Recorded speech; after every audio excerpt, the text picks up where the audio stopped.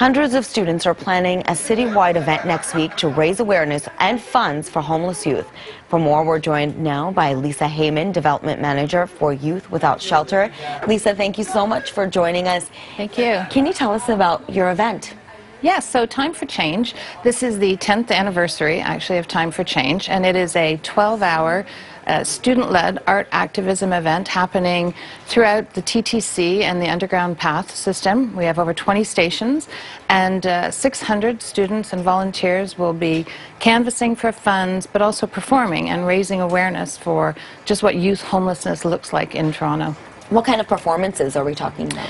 So we have spoken word performance, we have visual arts, dance, music, and a large number of events taking place, as I say, at various stations, as well as at the gala showcase afterwards, where they'll share those performances with other students and volunteers.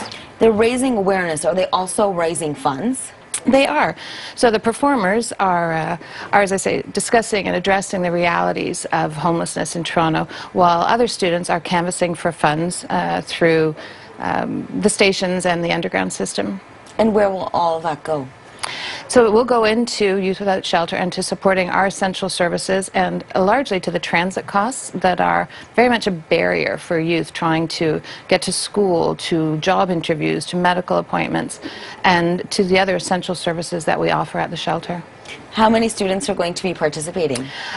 Just under 600 will be in there, yeah. That's incredible. How did this all come together?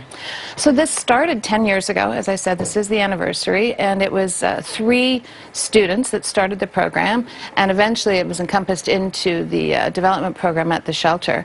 And we have an educational outreach coordinator who goes to all the various schools. We have an art coordinator who talks to the schools, and they develop the program over the course of a year.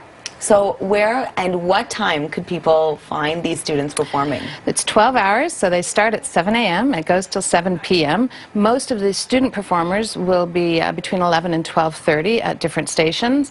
Bloor and Young, College, various stations. There are a number of them, and but the program will be running through till 7 p.m. and students will be throughout the 20 locations from 7 a.m. till 7 p.m. Okay, and what date is it again? It is this Friday, February 21st. Amazing. Thank you so much for this. We appreciate your time, Lisa. Well, thank you for having me.